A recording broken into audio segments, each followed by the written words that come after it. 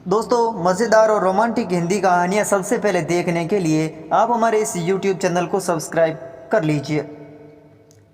बहुत देर से अपनी बीवी प्रेमा को संस्था संवरता देख बलवीर से रहा नहीं गया। उसने पूछा, क्यों जी, आज क्या खास बात है? देखो जी, कहते हुए प्रेमा उसकी ओर पलटी। उसका जूड़े में फूल खोंसता हुआ हाथ वहीं रुक गया। आपको कितनी बार कहा है कि बाहर जाते समय टोका टाकी न किया करो, फिर भी आज मुझे जनप्रतिनिधि की ट्रेनिंग लेने जाना है। प्रेमा ने जूड़े में फूल खोंस लिया। उसके बाद उसने माथे पर बिंदिया भी लगा ली। अरे हाँ, बलवीर को भी याद आया, कल ही तो चौधरी दुर्जन सिंह ने कहलवाया था कि इलाके के सभी जनप्रतिनिधियों को ब्लॉक दफ्तर में ट्रेनिंग दी जानी है। उसने होठों पर जीभ फिराकर कहा, प्रेमा जरा संभल कर, आजकल हर जगह का माहौल बहुत ही खराब है। कहीं जानती हूँ, प्रेमा ने मैं से पर्स उठा लिया, अच्छी तरह से जानती हूँ। देख लो, बलवीर ने उसे चेतावनी दी, कहीं दुर्जन सिंह अपनी निस्ता पर न उतर आए।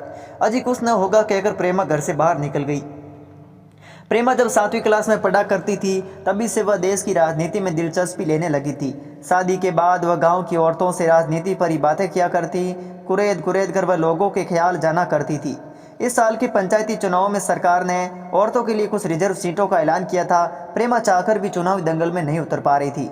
गांव की कुछ औरतों ने अपने नामांकन पत्र दाखिल करा दिए थे। तब एक दिन उसके यहाँ दुर्जन सिंह आया और उसे चुनाव लड़ने के लिए उकसाने लगा। इस पर बलवीर ने खींचते हुए कहा था, नहीं चौधरी साहब, चुनाव लड़ना अपने बूते की बात नहीं है। क्यों भाई? दुर्जन सिंह ने पूछा था। ऐसी क्या बात हो गई? हमारे पास पैसा नहीं है ना, बलवीर ने कहा।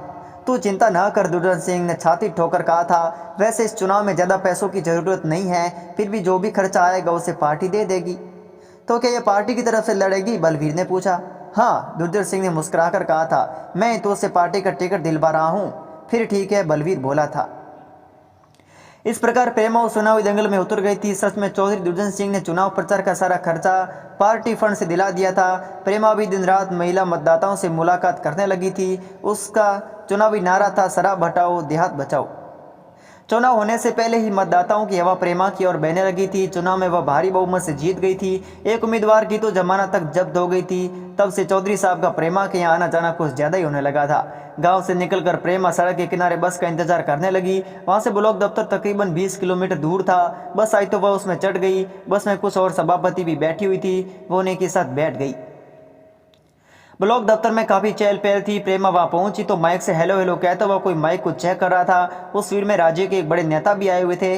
मंच पर उन्हें माला पहनाई गई। उसके बाद उन्होंने लोगों की ओर मुखातिब होकर कहा, भाइयों और बहनों, आप लोग जनता के प्रतिनिधि हैं, यहाँ पर आप सबका स्वागत है। तजर्बेकार सभासद आपको बताएंगे कि आपको किन किन नियमों का पालन करना है। इस भीड़ में आप लोगों की मदद यही तजर्बेकार जनप्रतिनिधियाँ किया करेंगे। आपको उन्हीं के बताए रास्ते पर चलना है। प्रेमा की नज़र पर बैठे चौधरी दुर्जन सिंह पर पड़ी। वह खास सभासदों के बीच बैठा हुआ था। समारोह खत्म होने के बाद दुर्जन सिंह प्रेमा के पास चला आया। उसने उससे अपने अपन से कहा, प्रेमा जरा सुन तो। जी, प्रेमा ने कहा।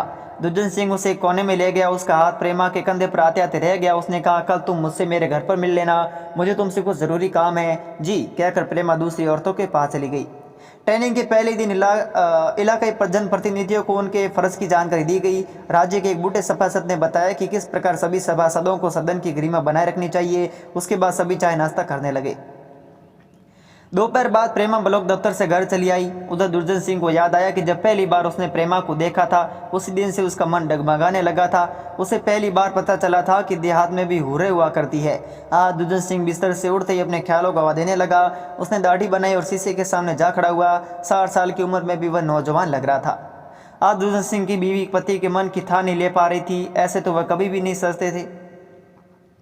आखिरकार उसने पूछ ही लिया, क्यों जी, आज क्या बात हो गई? क्या मतलब है तुम्हारा? दुर्जन सिंह ने मासूम बनते हुए पूछा। आज तो आपको ज्यादा ही बंठन रहे हैं। अरे हाँ, दुर्जन सिंह ने मुंह पर प्रताप देकर कहा, आज मैंने 2-3 सभासदों को अपने घर बुलाया है, उनसे पार्टी की बातें करनी है। फिर उनकी खातिरदारी कौन करेगा? चौधराई ने पूछा। हम ही कर रहेंगे, दुर्जन सिंह ने लापरवाही से कहा। उन्हें चाय तो पिलानी है ना, मैं बना दूंगा। ठीक है। चौधराइन भी बाहर जाने की तैयारी करने लगी। चौधराइन के बड़े भाई के यहाँ गांव में पोता हुआ था, उसे उसी खुशी में बुलवाया गया था। चौधराइन पति के पास आकर बोली, मैं जा रही हूँ। ठीक है। दुर्जन सिंह ने उसे सड़क तक छोड़ने चल दिया। जब मन करे तब चली आना। अब दुर्जन सिंह घर में अकेले ही रह गया था। प्रेमा को उसने सोच समझ कर ही बुलाया था। वह बार बार घड़ी देखता और मन के लड्डू फोड़ता। दुर्जन सिंह ने अपने कपड़ों पर इत्र छिड़का और खिड़की पर जा खड़ा हुआ। सामने से उन्हें अपना कारिंदा मोर सिंह आता दिखाई दिया। दुर्जन सिंह ने उससे पूछा, हाँ भाई, क्या बात है? मालिक कारिंदे ने कहा, कल रात जंगली जानवर हमारी फसल को बर्बाद कर गए। वह कैसे? दुर्जन सिंह ने पूछा। वे मक्के के खेतों को नुकसान पहुंचा गए हैं, मोर सिंह ने बताया। मैंने बहुत हांग लगाई, तब जाकर कुछ फसल बच पाई। तो इस समय चला जा। दुर्जन सिंह ने बात को टालते हुए कहा, इस समय मेरे पास कोई खास मेहमान आने वाला है, मैं कल आऊँगा। ठीक है मालिक, मोर सिंह हाथ जोड़कर चल दिया। अब दुर्जन सिंह था और उसकी कुल बुलाती ख्वाहिशें थी। वह वही आंगन में कुर्सी पर बैठ गया और आंखें मूंदकर प्रेमा की छवि को अपनी आंखों में भरने लगा। चूड़ियों की खनक से दुर्जन सिंह ने अपनी आंखें खोली। सामने हूर की तरह खूबसूरत प्रेमा खड़ी थी। वह मुस्कुराते हुए बोला, आह प्रेमा, तेरी लंबी उम्र है, मैं अभी भी तुझे ही याद कर रहा था। और सुना। दुर्जन सिंह उसकी ओर घूम गया। स्वीर में तुमने कुछ सीखा या नहीं? बहुत कुछ सीखा है मैंने चौधरी साहब, प्रेमा ने हंसते हुए कहा। मैं चाहता हूँ कि तुझे मैं एक दबंग नेता बना दूँ। दुर्जन सिंह उसके आगे चारा डालने लगा। जी, प्रेमा बोली। दुर्जन सिंह ने कहा, यह सब सिखाने वाले पर ही निर्भर करता है। जी देख प्रेमा, दुर्जन सिंह ने चालबाजी से कहा, सोना भी आग में तपे कर ही चमका करता है। जी अंदर चलकर बातें करते हैं। इतना कहकर दुर्जन सिंह कुर्सी से उठ गया। चलिए कहकर प्रेमा भी उसके पीछे पीछे चल दी। बैठक में पहुंचकर दुर्जन सिंह ने प्रेमा को सोफे पर बैठा दिया और उसे एक बहुत बड़ा एल्बम थमा दिया। तब तक तू इसे देखती रह, मैंने जिंदगी में जो भी काम किया है मैं उन सभी का लेखा जोखा, तुझे बड़ा मजा आएगा। आप भी बैठिए ना, प्रेमा ने कहा। मैं तेरे लिए चाय नाश्ते का इंतजाम करता हूँ, दुर्जन सिंह ने कहा। चौधराइन जी नहीं है क्या? प्रेमा ने पूछा। अचानक ही उसे आज उसे मायके जाना पड़ गया, दुर्जन सिंह ने बताया। दुर्जन सिंह रसोई घर की ओर चल दिया। प्रेमा एल्बम के फोटो देखने लगी। तभी दुर्जन सिंह एक बड़ी प्लेट में ढेर सारी भुजिया ले आया और उसे टेबल पर रख दिया। साथ ही दुर्जन सिंह ने टेबल पर 2 गिलास और एक बोतल दारू रख दी थी। उसे देखकर प्रेमा बिदक पड़ी। आप तो, अरे भाई ये विदेशी चीज़ है, दुर्जन सिंह मुस्कुरा दिया। ये लाल परी मीठा मीठा नशा दिया करती है। तो अब शराब पियेंगे? प्रेमा ने तल्खी से पूछा। मैं कभी कभी ले लेता हूँ, दुर्जन सिंह गिलासों में शराब उड़ेलने लगा। ये तो अच्छी बात नहीं है चौधरी साहब, प्रेमा नाक मुंह सिकुड़ते हुए बोली। प्रेमा रानी, इतना कहकर दुर्जन सिंह का भारी भरकम हाथ प्रेमा के कंधे पर आ लगा। प्रेमा ने उसका हाथ झिड़क दिया और बोली, आप तो बदतमीजी करने लगे हैं। दुर्जन सिंह ने शराब का घूंट भरकर कहा, ऐसे पीकर मैं तुम्हें ऐसी बातें बताऊंगी कि तुम भूल नहीं पाओगी, रातों रात आसमान को छूने लगोगी। प्रेमा चुप ही रही। दुर्जन सिंह ने उसे गुजारिश की, लो एक कुछ घूंट तुम भी पी लो, दिमाग की सारी खिड़कियां खुल जाएगी। मैं तो इसे छूती तक नहीं, प्रेमा गुस्से से बोली। लेकिन हम तो इसे गले लगाए रहते हैं, दुर्जन सिंह उसे बरगलाने लगा। प्रेमा ने नफरत से कहा, लानत है ऐसी जिंदगी पर। देख, दुर्जन सिंह के हाथ उसके कंधे पर फिर से लगे। तू मेरा काम मान, मैं तेरी राजनीतिक जिंदगी संवार दूंगा। इतना सुनते प्रेमा दाड़ उठी। आप जैसे पिता की उम्र के आदमी से मुझे इस तरह की उम्मीद नहीं थी। मगर तभी दुर्जन सिंह के हाथों का दबाव बढ़ता ही गया। प्रेमा ने शेरनी सी बिजली बन बैठी। उसने एक ही झटके में चौधरी के हाथ एक और झटक दी और दहाड़ी, मुझे मालूम न था कि आप इतने गिरे हुए हैं। दुर्जन सिंह खिसियाई आवाज़ में बोला, राजनीति का दलदल आदमी को दुराचारी बना देता है। तू मेरा काम मान ले, तेरी 5 उंगलियां घी में रहा करेगी, तुझे लोग याद करेंगे।